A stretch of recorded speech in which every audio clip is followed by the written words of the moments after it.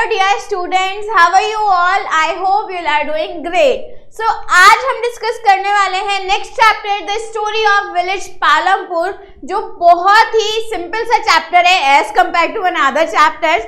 Easy peasy chapter है and इसमें basically आपको बताया है कि किसी भी विलेज में किस तरीके से क्रॉप्स को ग्रो किया जाता है, कैसे हार्वेस्टिंग की जाती है, कैसे फर्टाइल किया जाता है क्रॉप्स को, और एक फार्मर की क्या लाइफ होती है। ओके, तो इसमें हमारे कुछ कैरेक्टर्स के साथ में एग्जाम्पल भी लिए हैं, तो वो सारी चीजें हम इस चैप्टर में समराइज फॉर्म में देखेंगे। सो आपका चैप्टर बहुत ही बहुत ही अच्छे तरीके से वन शॉट में रिवाइज हो जाएगा। So are you ready? Okay, so let's get started. So हम पढ़ने वाले हैं the story of village Palampur, जिसका ओवरव्यू देख लेते हैं कि एक्चुअली हम इस चैप्टर में what points we are going to cover. Okay, an introduction to some basic concepts related to production through a hypothetical village called Palampur, where farming is the main activity. Okay, सबसे पहले what is the meaning of hypothetical? Hypothetical you can say fictional. Okay, fictional मतलब जो actually में true नहीं है, fictional है। जो हम इस चैप्टर में पढ़ने वाले हैं एक विलेज पालमपुर के बारे में, जिसकी मेन एक्टिविटी क्या है? फार्मिंग है, यानी कि क्या करना है? फार्मिंग को क्या बोलते हैं हिंदी में? खेती करना है। ओके, सो एक हाइपोथेटिकल फिक्शनल विलेज के बारे में इस चैप्टर में हम पढ़ेंगे, जिसमें फार्मिंग के कॉन्सेप्ट्स को कवर करेंगे। The village also has several other activities such as small scale manufacturing, dairy, transport etcetera carried out on a limited scale. So small scale manufacturing, ऐसे कुछ काम जो बहुत ही स्मॉल स्केल पर होते हैं। किसी भी चीज़ का प्रोडक्शन स्मॉल स्केल पे किया जाता है, जिसे हम हिंदी में लघु उद्योग कहते हैं। फॉर एन एग्जाम्पल, जैसे कई विमेन होती हैं विलेजेस में जो चटाई बनाने का काम करती हैं, कुछ होती हैं जो वो उससे चरखे से कपड़ा बनाने का काम करती है। ऐसे बहुत सारे स्मॉल प्रोडक्ट्स के, कुछ होते जो मुड्डे बनाते हैं, कुछ वो बेड जो होता है उसको क्या बोलते हैं, खाट, वो बनाते हैं। ऐसे बहुत सारे स्मॉल प्रोडक्शंस होते हैं, मैन्युफैक्चरिंग होती है विलेजेस में, जिसे हम स्मॉल स्केल मैन्युफैक्चरिंग बोलते हैं। डेयरी आप सभी को पता है, डेयरीज होती हैं, ट्रांसपोर्ट पर होता है, and carried out on an limited scale, जो बहुत ही लिमिटेड स्केल से लिमिटेड स्केल तक होता है। एक्चुअली मतलब बहुत बड़ा लार्ज स्केल नहीं होता है, लिमिटेड स्केल तक वो फैला हुआ होता है, स्प्रेडेड होता है। राइट, चलो नेक्स्ट देखते हैं इसका introduction. So Palampur is a fairly connected with a well developed system of roads, transport, electricity, irrigation, schools and health centres. Wow, what a beautiful village. एक ऐसा विलेज है जो बहुत ही अच्छी तरीके से डेवलप्ड है। कौन कौन से सिस्टम्स के साथ? वहाँ पर रोड्स अच्छे से बने हुए हैं, ट्रांसपोर्ट बहुत अच्छा है, इलेक्ट्रिसिटी भी है, इरिगेशन भी है, स्कूल्स भी एंड हेल्थ सेंटर्स भी हैं। Alright, so well developed village है हमारा Palampur. The story of Palampur takes us through the different types of production activities in the village. So Palampur village से हम ये समझेंगे कि कैसे अलग अलग काइंड ऑफ एक्टिविटीज जो है वो प्रोडक्शन, उन एक्टिविटीज का प्रोडक्शन होता है कहाँ पर? विलेजेस में। Okay, in India farming is the main production activity across villages. Yes, ये हमें बचपन से बताया जाता है। इंडिया का मोस्ट ऑफ द पार्ट कौन से एम्प्लॉय में इन्वॉल्व होता है? वो होता है फार्मिंग। ठीक है, फार्मिंग सबसे ज्यादा की जाती है इंडिया में। जो मेन प्रोडक्शन है अक्रॉस विलेजेस में स्पेशली फार्मिंग ही की जाती है आज भी इंडिया के मोस्ट ऑफ द पार्ट्स में जहां पर विलेजेस हैं। ओके, चलो नाउ ऑर्गेनाइजेशन ऑफ प्रोडक्शन। अब हमारा फर्स्ट पॉइंट आ गया है। सो मैं आपको कुछ टिप्स देना चाहती हूँ कि always sit with a pen and notebook and mark short notes. Okay, short notes कैसे बनाने हैं? अगर मैं आपको 20 पेजेस में 20 स्लाइड्स में चैप्टर पढ़ाने वाली हूँ, तो आपको 1 और 2 मैक्स टू मैक्स पेजेस में माइंड मैप्स की तरह अपने हैंड रिटन शॉर्ट नोट्स बनाने हैं। ये ऑलरेडी समराइज फॉर्म है चैप्टर का, लेकिन आपको इसको और समराइज करना है, की पॉइंट्स बनाने हैं, सो दैट एग्जाम्स टाइम पर आप उन्हें रिवाइज करके चले जाओ और आपको पूरा कॉन्सेप्ट क्लियर हो जाए कि इस चैप्टर में कौन कौन से मेन पॉइंट्स थे। Alright, so the main aim of production is to produce goods and services which require 4 essential components. ठीक है, किसी भी प्रोडक्शन के प्रोड्यूस गुड्स एंड सर्विसेज के लिए 4 रिक्वायर्ड कंपोनेंट्स होते हैं। कौन कौन से? Land and other natural resources such as water, forest, minerals. Land and other natural resources, अगर वाटर नहीं होगा, फॉरेस्ट नहीं होंगे, मिनरल्स नहीं होंगे तो कोई भी प्रोडक्शन कैसे ही होगा। लेबर, अगर उसको करने वाला ही कोई नहीं होगा तब भी नहीं होगा। Physical capital such as tools, machines, buildings, raw materials and money. So कुछ फिजिकल कैपिटल्स भी चाहिए होती है, जैसे कि मशीन्स हो गई, टूल्स हो गए। अगर हमारे पास वो फावड़ा नहीं होगा तो डिगिंग कैसे करेंगे, कैसे खुदाई करेंगे। सो रिक्वायर्ड टूल्स, मशीन्स, ये सारी अवेलेबल होनी चाहिए किसी भी काइंड ऑफ प्रोडक्शन के लिए। ओके, नेक्स्ट है a variety of raw materials are required during the process of production such as the yarn used by the weaver and clay used by the potter. So बहुत अलग अलग raw materials की need होती है according to the required production. जैसे कि अगर हम लोग यार्न में कर रहे हैं तो वीवर चाहिए होगा, है ना। और अगर क्ले मतलब पॉटर एक पॉट बना रहा है तो उसे क्ले की मिट्टी की जरूरत पड़ेगी और वीवर को यार्न की जरूरत पड़ेगी। तो अकॉर्डिंग टू द रिक्वायरमेंट हर रॉ मटेरियल की अलग अलग नीड होती है अलग अलग प्रोडक्शंस में। Money is also essential during production and both of them in hand are called working capital, जिसको हम बोलेंगे वर्किंग कैपिटल। ये टर्म आपको याद रखनी है कि किसी भी काम को करने के लिए हाथ में पैसा होना बहुत ज़रूरी है, चाहे वो इन्वेस्टमेंट के लिए हो, चाहे वो मशीन्स खरीदने के लिए हो, टूल्स खरीदने के लिए हो या किसी भी चीज़ के लिए हो। लेकिन वर्किंग कैपिटल किसी भी प्रोडक्शन में एक रिक्वायर्ड टूल होता है या रिक्वायर्ड एक्सेप्ट होता है। ओके, चलो, the fourth requirement is knowledge and enterprise. ठीक है, विदाउट नॉलेज, अगर आपको पता नहीं है, जैसे मुझे नहीं पता है हाउ टू मेक पॉट, ठीक है, क्ले से पॉट कैसे बनता है, can I make it? No of course. So आप जो भी कर रहे हो उसका आपको पूरा नॉलेज होना चाहिए कि किस तरीके से उसको फॉर्म करना है, किस तरीके से उसको मेंटेन करना है, किस तरीके से उस प्रोडक्ट की केयर करनी है। So everything should be knowledge already. So knowledge and enterprise, अब कैसे उसको आगे पास ऑन करना है, कैसे उससे पैसा कमाना है, ये सारी चीजें बतानी चाहिए। To be able to put together land, labour and physical capital and produce an output. So एक आउटपुट निकालने के लिए ये सारी चीजें होनी चाहिए। शार्क टैंक देख रहे होंगे अभी कुछ बच्चे, I don't know but I am very big fan of shark tank, है ना। तो शार्क टैंक में भी क्या है, हर चीज के लिए आप कैसे अपने प्रोडक्ट को बना करके, स्टार्टअप का जमाना है तो स्टार्टअप में यही होता है कि कैसे आप सारी चीजों को नॉलेज के साथ अच्छा से एंटरप्राइज करके, ऑर्गेनाइज करके क्या आउटपुट निकाल रहे हो, दैट ओनली मैटर्स। ठीक है, और कुछ मैटर नहीं करता है। सो ये नॉलेज, एंटरप्राइज और फिजिकल कैपिटल, लेबर, ये सारी चीजें नॉलेज एंड एंटरप्राइज में आती है कि किस तरीके से आप सारी चीजों को अच्छे से बल्क में यूज करोगे और एक अच्छा आउटपुट निकालोगे। Alright, the factors of production are combining of land, labour and physical capital and human capital. So हम ये कह सकते हैं शॉर्ट फॉर्म में, तो जो फैक्टर्स है प्रोडक्शन के वो किन चीजों से कंबाइंड होकर के बन रहे हैं, लैंड से, लेबर से, फिजिकल कैपिटल से एंड ह्यूमन कैपिटल से, है ना। सब चीजें, ह्यूमन कैपिटल में आप नॉलेज ले सकते हो, लेबर में आप काम करवाने वाले ले सकते हो, फिजिकल कैपिटल भी होना चाहिए जैसे मनी, टूल्स, मशीन जिसकी हमने बात की है, और लैंड तो होना ही चाहिए किसी भी प्रोडक्शन को करने के लिए। सो ये फैक्टर्स हैं किसी भी प्रोडक्शन को करने के लिए और ये कॉम्बिनेशन है, ठीक है, इन सारी चीजों का कंबाइनिंग है। Alright,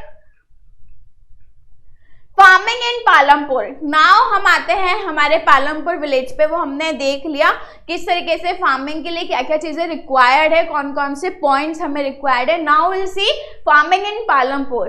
land is fixed. देखो, अब ये नॉर्मली पालमपुर तो एक एग्जाम्पल लिया है, ठीक है, एज इन मैंने आपको पहले ही बताया कि एक फिक्शनल विलेज है, बट बेसिकली हमें इसमें बताना क्या चाहते हैं कि एक विलेज में किस तरीके से सारे काम होते हैं, कैसे फार्मिंग होती है और कैसे सब कुछ होता है, प्रोडक्शन कैसे होता है। अब आप बोलोगे कि मैम हमारे लिए कैसे ज़रूरी है। ऑफ कोर्स है। You all are the future of India, you should know each and every aspect of India that includes most of the part as an employment. Okay, हमारे इंडिया में कितने सारे फार्मर्स हैं, कितना सारा फार्मिंग किया जाता है, you don't have any idea. So हमें पता होना चाहिए कि एक्चुअली विलेज लाइफ में कैसे किसी चीज़ का प्रोडक्शन किया जाता है, क्योंकि फार्मिंग एक बहुत इम्पॉर्टेंट जॉब होता है, ये एक बहुत इम्पॉर्टेंट वर्क होता है जिसकी नॉलेज भी आपको अच्छे से होनी चाहिए ताकि आप अपनी नॉलेज को आगे जो फार्मर्स होते हैं, जो इलिटरेट फार्मर्स होते हैं, उनके साथ शेयर कर सको। Alright, for Palampur, village farming is their main production and the well-being of these people is related to production on the farms। अब क्या होता है, कुछ फार्मर्स होते हैं जो वेल लिटरेट होते हैं। वेल लिटरेट मतलब उनको फार्मिंग की सारी नॉलेज होती है, सारे अपडेट्स पता होते हैं, कौन सी मशीनरी, कौन सी चीज़ें फर्टाइल करेगी हमारी क्रॉप्स को, किस तरीके से कौन से टूल्स यूज़ करने हैं, कौन सी खाद यूज़ करनी है, एवरीथिंग दे नो। कुछ फार्मर्स होते हैं, ठीक है, जिनको कुछ पता नहीं होता, और एक फार्मर्स होते हैं जिनको ये सारी नॉलेज भी होती है, साथ के साथ में अलॉन्ग विद दैट उनको ये नॉलेज भी होती है कि क्रॉप्स को आगे कैसे पास ऑन करके कैसे उनसे पैसा कमाना है, कैसे सारी चीज़ों को मेंटेन करना है, कैसे आउटपुट निकालना है। और बाकी कुछ फार्मर्स जिनको ये नॉलेज नहीं होती है, उनका फ़ायदा उठा लिया जाता है। इसीलिए इस चीज़ की सभी को नॉलेज होनी चाहिए जिससे किसी का भी फ़ायदा ना उठाया जा सके। सो अब पालमपुर विलेज में जो फार्मिंग है उनका मेन प्रोडक्शन है for well being and the well being of these people is related to production on the farms. So farms में प्रोडक्शन कितना हो रहा है ये डिपेंड करता है लोगों के वेल बीइंग पर, उनके रहने, मतलब जितना फार्म में अच्छा प्रोडक्शन होगा उतनी ही अच्छी उनकी जिंदगी होगी। एक लाइन में बस ये समझ लो, ठीक है। उनकी वेलबींग किस पर डिपेंड करती है कि कितना अच्छा प्रोडक्शन फार्म्स में हो रहा है, क्योंकि उनका मेन वर्क फार्मिंग ही होता है। But there is a basic constant in raising farm production, land area under cultivation is practically fixed. अब देखो, अब हमारी कहानी जो है इस चैप्टर की वो स्टार्ट हो रही है बहुत ही ट्विस्टिंग तरीके से। कैसे?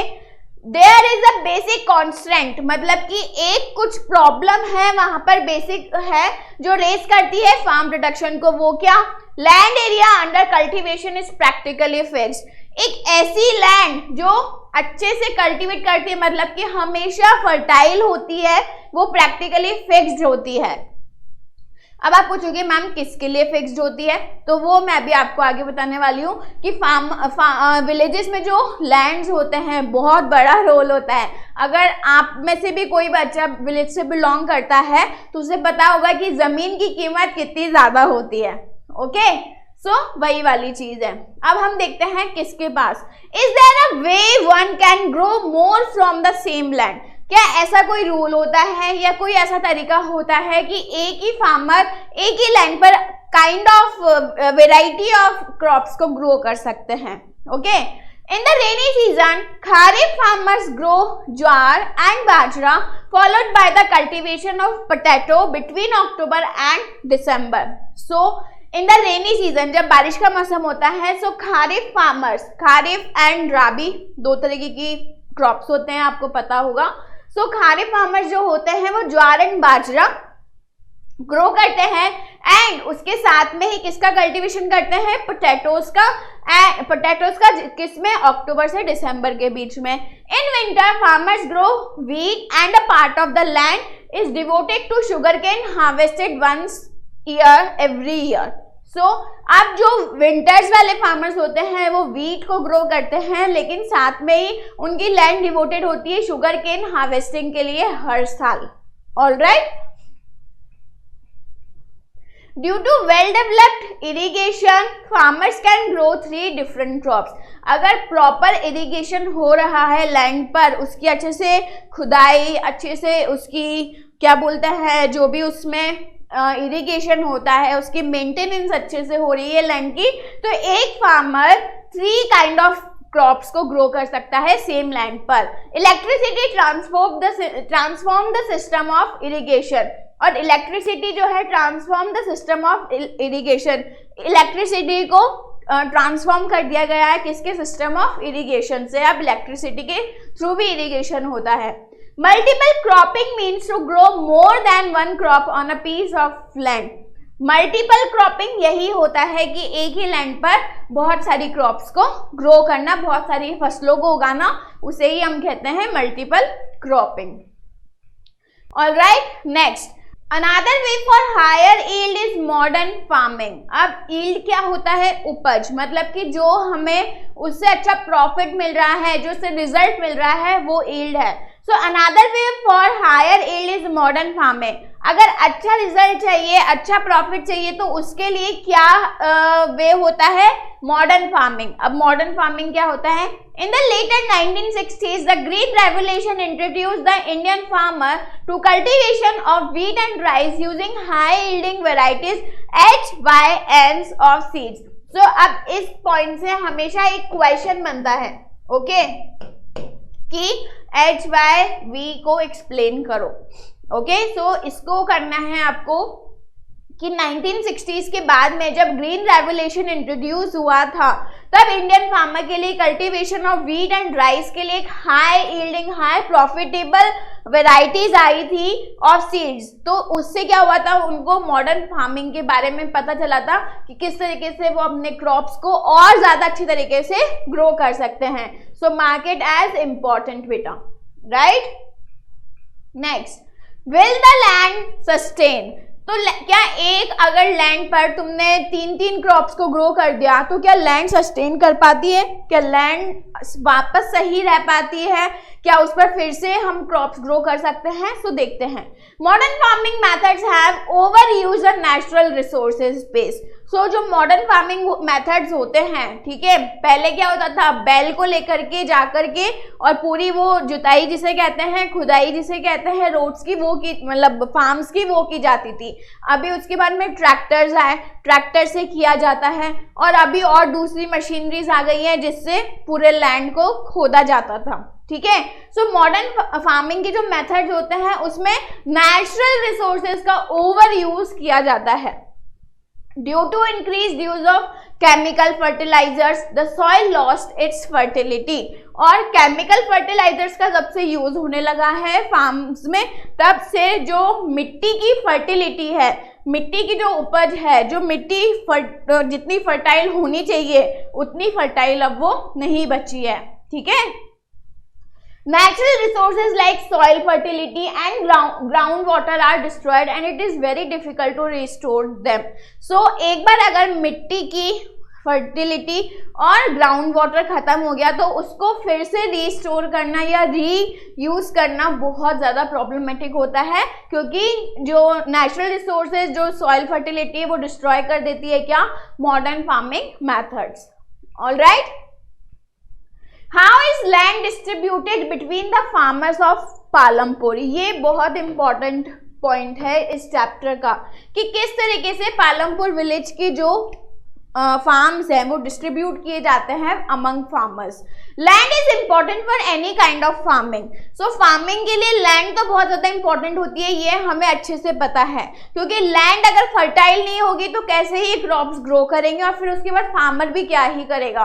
So land is very important. लेकिन मैंने अभी आपको थोड़ी देर पहले एक बात बताई थी कि कुछ लैंड जो होते हैं वो फिक्स होते हैं। हमने इंट्रोडक्शन में देखा था कि हम पढ़ेंगे कि लैंड्स किस तरीके से पर्टिकुलर फार्मर्स के लिए फिक्स होते हैं। In Palampur, about one third of the 450 families are landless. So Palampur village में 1/3 of the 450 families are landless. मतलब कि 450 में से भी 1/3 अगर कर दें तो वो लैंडलेस है, उनके पास कोई जमीन नहीं है फार्मिंग करने के लिए। Dalits have no land for cultivation. और जो दलित्स होते हैं, मतलब कि वही कास्ट डिस्क्रिमिनेशन होता है विलेजेस में भी, कास्ट के बेसिस पे वहां पर लैंड्स फार्मर्स को मिलती है और नहीं मिलती है। सो कास्ट डिस्क्रिमिनेशन की वजह से दलित्स के पास में कोई लैंड नहीं होती है for cultivation. Okay, 240 families cultivate small plots of land less than 2 hectares in size. So 240 families को cultivate small plots of land मिलते हैं जो 2 hectares in size होते हैं, less than 2 hectares in size होते हैं, मतलब कि बहुत कम एरिया उन लोगों को मिलता है. That is not actually comfortable for farming. In Palampur, there are 60 families of medium and large farmers who cultivate more than 2 hectares of land. और 60 families ऐसी होती हैं. अभी हमारे पास टोटल कितनी families हैं? 450 families है अगर, तो उसमें से 1/3 के पास तो लैंड ही नहीं है, नो लैंड. ओके, उसके बाद 240 families के बाद में 2 hectare साइज से भी कम लैंड है. और 60 families जो मीडियम एंड लार्ज फार्मर्स हैं उनके पास more than 2 hectare of land होता है. That is good for the farming. All right. Who will provide the labor? ठीक है, अब लेबर कौन प्रोवाइड करता है? फार्मिंग में लेबर का सबसे बड़ा रोल होता है क्योंकि बहुत ज़्यादा फिजिकल स्ट्रेंथ जाती है फार्मिंग करने में. तो अभी हमने समझा कि कैसे लैंड स्मार्ट डिस्ट्रीब्यूशन होता है. वही कास्ट डिस्क्रिमिनेशन जो इंडिया में चलता आया है वही विलेजेस में भी होता है. और उसी के अकॉर्डिंग जो मीडियम एंड लार्ज फार्मर्स होते हैं उनके पास अच्छा लैंड होता है, और जो नहीं होते हैं, जो दलित होते हैं, उनके पास कोई लैंड नहीं होता है या फिर छोटे छोटे पीसेस ऑफ प्लॉट्स होते हैं. Small farmers cultivate their own lands. जो छोटे फार्मर्स होते हैं वो खुद ही कटाई वटाई सब कुछ जो भी क्रॉप्स का करना है वो खुद ही कर लेते हैं. ठीक है, क्योंकि उनके पास लेबर को देने के लिए पैसे नहीं होते हैं. Medium and large farmers hire labourers to cultivate their fields who come either from landless families or families cultivating small plots of land. So ये लास्ट वाला जो हमने पॉइंट पढ़ा है उससे रिलेटेड है. So इन दोनों को मिक्स करके एक क्वेश्चन बन सकता है कि किस तरीके से प्लॉट्स को, लैंड को डिस्ट्रीब्यूट किया जाता है और उन लैंड्स में लेबर का क्या रोल होता है. ओके, सो मीडियम और लार्ज फैमिलीज, जो स्मॉल फार्मर्स होते हैं वो तो खुद ही कल्टीवेट करते हैं, और जो स्मॉल एंड लार्ज फार्मर्स होते हैं वो क्या करते हैं, या तो उनको एज ए लेबर अपॉइंट करते हैं जिनके पास कोई लैंड ही नहीं है, या फिर जो स्मॉल प्लॉट वाले होते हैं जो 240 फैमिलीज में आते हैं उनको एज अ जॉब वो लोग एज अ लेबरर काम दे देते हैं. So farm labourers will not have any right over the crops grown on the land. जो फार्म लेबरर्स होते हैं उनका कोई राइट, कोई हक नहीं होता है जो भी क्रॉप्स ग्रो होती है लैंड के ऊपर. लैंड का जो ओनर है उसी का पूरा राइट होता है, जो ग्रो कर रहा है उसका कोई राइट नहीं है. जो लैंड, जिसकी लैंड है उसका पूरा रोल होता है और वो अपने ही अकॉर्डिंग उसमें से प्रॉफिट जो है देता है किसको, लेबर्स को. लेबर्स को तो वैसे भी लेबर फीस दे दी जाती है, जो भी उसकी लेबर लग रही है एक दिन की वो उसको दे दी जाती है, उसका क्रॉप्स को लेकर के कोई मतलब नहीं है. Okay, they will be paid on wages for their work which can be cash और in kind. Example, crop sometimes labourers get meals also. तो यही मैंने आपको बताया, उनको तो डेली के अकॉर्डिंग वेजेस मिल जाते हैं या कई बार कैश की जगह उनको खाना दे दिया जाता है क्रॉप्स में से कैश की जगह पर, तो उनका गुजारा हो जाता है. Wages vary from region to region, crop to crop, one farm activity to another. और वेजेस वेरी करते हैं कि कौन सा रीजन है, कौन सा फार्मर है, कौन सी क्रॉप्स है और कैसी है फार्म एक्टिविटी है. ठीक है, इस सब के बेसिस पर वेजेस होता है. ऐसा कोई फिक्स वेजेस नहीं होता है, सबके अलग अलग अमाउंट, अलग अलग वेजेस होता है according to their work. Farm laborers are employed on a daily basis or for one particular farm activity like harvesting or for the whole year. So जो farm laborers होते हैं वो डेली बेसिस पर employed होते हैं, daily काम करो daily के पैसे लेके जाओ. और for one particular farm activity, या फिर कोई एक फार्म एक्टिविटी होती है लाइक हार्वेस्टिंग अगर करनी है तो वो पूरे साल के लिए अपॉइंटेड होता है. Alright, now capital needed in farming. अब सवाल उठता है कि जब फार्मिंग में जो कैपिटल होता है वो कहाँ से आएगा, पैसा कहाँ से आएगा, कौन इन्वेस्ट करेगा, किस तरीके से फार्मिंग होगी. Modern farming methods require a great deal of capital, क्योंकि जो मॉडर्न फार्मिंग होती है इसमें variety of machines, variety of tools, इन सब की जरूरत पड़ती ही है. Most small farmers borrow money from large farmers or the village money lenders or the traders who supply various inputs for cultivation. The rate of interest on such loans is very high. अब देखो गाँव में क्या होता है, banks तो होते नहीं है कि बैंक से लोन ले लो, तो जो छोटे फार्मर्स होते हैं या तो वो बड़े फार्मर से क्या कर लेंगे, पैसे बोरो कर लेंगे, उधार ले लेंगे, या फिर किससे, मनी विलेज मनी लैंडर से ले सकते हैं, या जो ट्रेडर से ले सकते हैं जो वेरियस काइंड ऑफ सप्लाई वहां पर प्रोवाइड करवाते हैं, उनसे ले सकते हैं, ठीक है। लेकिन उनका जो रेट ऑफ इंटरेस्ट होता है, इंटरेस्ट जो लेंगे वो बहुत ज्यादा हाई होता है, क्योंकि ये मैन टू मैन है, बैंक की तरह नहीं। सो अगर किसी आदमी से उधार ले रहे हैं तो रेट ऑफ इंटरेस्ट जो है ज्यादा लग जाता है। Modern farming methods require a great deal of capital, इसी का second point. The medium and large farmers have their own savings from farming, they are thus able to arrange for the capital needed. अब large और medium farmers के पास land है, labour है, तो उनके पास पैसा भी होगा ही सही, तो उनके पास अपनी सेविंग होती है उनकी फार्मिंग को अपडेट करने के लिए। Alright, sale of surplus farm products. Surplus क्या होता है, प्रॉफिट, मतलब कि उसकी अति, है ना, उसका जो सबसे एक्सट्रीम लेवल है। तो सेल क्या होती है फार्म प्रोडक्ट्स की। The wheat the farmers produce from the land is retained in part for their family consumption and they sell the surplus wheat. So जो वीट फार्मर्स होते हैं वो क्या करते हैं, इतना वीट तो पहले अपनी फैमिली के लिए रखते हैं, और जितना भी बचता है वो पहले तो फैमिली कंजप्शन के लिए सेव करके रखेंगे, और उसके अलावा जितना भी पार्ट है उसका जो भी एक्सट्रीम है उसको सबको सेल कर देते हैं। Only the medium and large farmer supply wheat to the market. जो मीडियम एंड लार्ज लोग होते हैं, जो फार्मर्स होते हैं, वही पूरा का पूरा वीट मार्केट में सप्लाई करते हैं, क्योंकि उनके पास ऐसा नहीं होता कि हमारे पास खाने के लिए अनाज नहीं है तो पहले हम रख लें। ये जो वीट वाले नॉर्मल स्मॉल फार्मर्स होते हैं वो करते हैं, और मीडियम एंड लार्ज फार्मर्स जो है पूरा का पूरा वीट मार्केट में सप्लाई कर देते हैं। Alright, now non-farm activities in Palampur. 25% of the people working in Palampur are engaged in activities other than agriculture. So 25% ऐसे भी लोग हैं पालमपुर में जो फार्मिंग के अलावा कुछ और कुछ और एक्टिविटीज भी करने में एंगेज होते हैं। ऑलराइट, अब वो कौन सी एक्टिविटीज हो सकती है, dairy, the other common activity.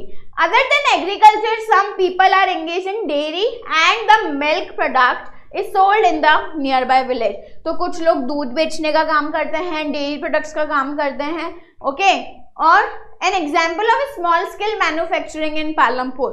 और जो हमने स्मॉल स्केल मैन्युफैक्चरिंग की बात करी थी स्टार्टिंग में, ओवरव्यू में, तो people are engaged in small scale manufacturing which is carried out a home और इन द फील्ड। सो जो कहाँ पर स्मॉल स्केल मैन्युफैक्चरिंग तो कहीं पर भी की जा सकती है, खेतों में भी कुछ प्रोडक्शन किया जा सकता है या फिर घरों में भी किया जा सकता है। This manufacturing involves very simple production methods. उसमें ज़्यादा किसी मशीनरी की, ज़्यादा लेबर की, किसी की ज़रूरत नहीं होती, बहुत सिंपल मेथड से ये स्मॉल स्केल मैन्युफैक्चरिंग की जाती है।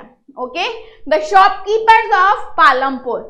Traders of Palampur buy various goods from wholesale markets in the cities and sell them in the village. Ration की दुकान हो गई या कोई और छोटी छोटी शॉप्स हो गई जो सिटी में जाके होलसेलर से सामान खरीद के ले आते हैं और विलेजेस में उनको रिटेल प्राइसेस पर सेल करते हैं।